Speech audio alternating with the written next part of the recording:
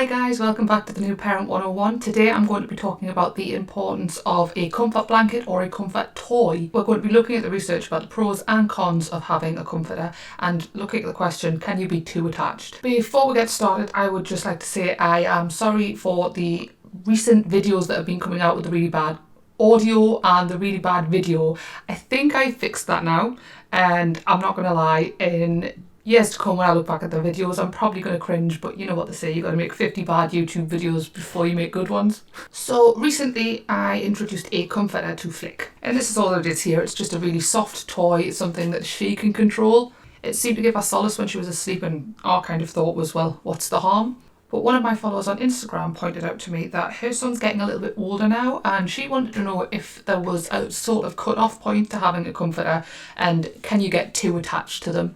Is it difficult to take them away? How do you take it away? So I thought I would just do a quick video kind of talking about the comforter that we use and what the research says about when you should stop using them. So there's been quite a lot of research done into them. However, they're normally referred to as transitional objects, because they can help children transition from that time in life where you are their main source of comfort into a more independent source of comfort, something that, like I said earlier, they can control. It was first brought about in 1953 by a guy called Donald Winnicott, and he described it as an object that a child forms an intense bond with. So Litt theorised that the theory of transitional object attachment is a way that children get a sense of self. And while this is really, really interesting research, it's very outdated now when you look back at it. I mean, the original research was from 1953 and then Litt's work was from the 80s. So there is still some really, really valid points within it. However, I just thought I would use that as a foundation and then build upon that with more contemporary research. I have got a far more detailed blog post on this, so if you want to go and check that out, you can go to www.thenewparent101.com and you'll find it on there. So research in 1977 from Transitional, I think that's how you pronounce that, I probably just murdered that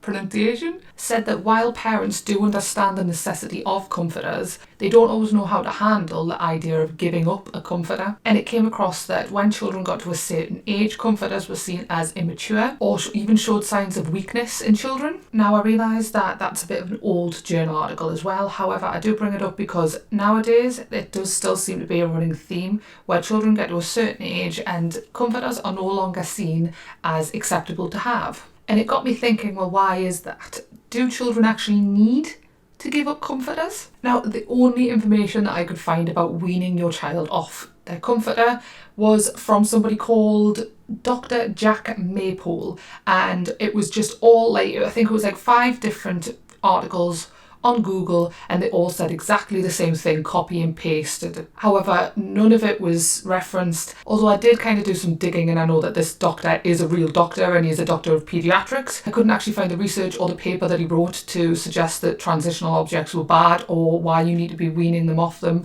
or even if what he said about weaning them off them was correct. It's just what these 5 newspaper articles had copied and pasted. So if you do actually know any more information about him, can you let me know in the comments below, because realistically that was a dead end for me. So anyway, I digress.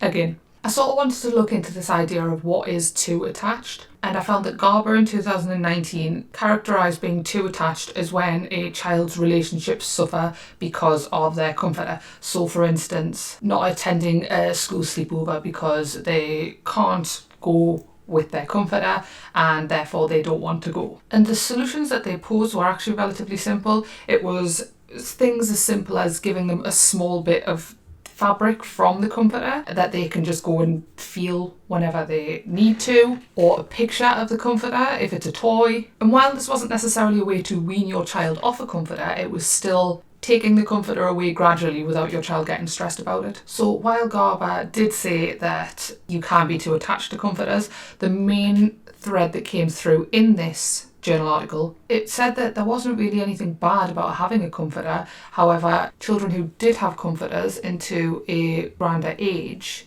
found themselves being ridiculed more, which then may lead to a sense of feeling rejected. Essentially, my point is I couldn't really find any evidence to suggest that comforters are necessarily a bad thing. It was more the social stigma around comforters that were a bad thing. Although Garber, and then more research as well from Mark and Johnson, found that really there is no age that you have to get rid of a comforter. In fact, you might even know some adults, I know I certainly know some, who still have not necessarily a comfort toy, but a comfort blanket or something that they might sleep with at night, because that's just what they've always done and it's comforting to them. And I'm sure that those people are perfectly well-rounded people. So it does seem to me that the only negative of having a comforter is the social stigma behind it. In fact, there was more research to say that it's such a good thing having a comforter and that it's part of a normal and healthy development. Garber also pointed out that these comforters can help children cope with stressful situations. For instance, sleeping on their own for the first time or going to nursery for the first time. And it means that because they've got these comforters and they've learned how to cope with what they perceive to be stressful situations,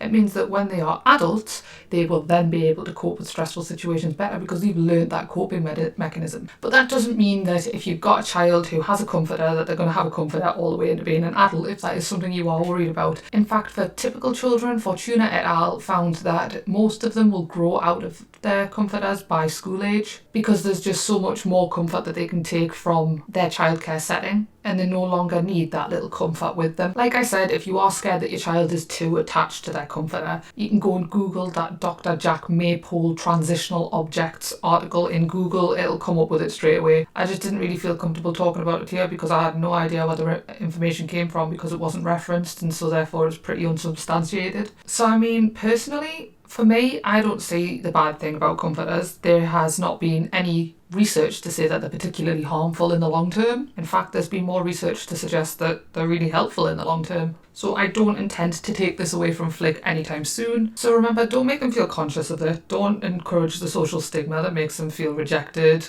or ridiculed. Remember that this is how they cope with stress, and it helps them cope with stress because it reminds them of home and it reminds them of you. Anyway, thank you so much for watching the video today.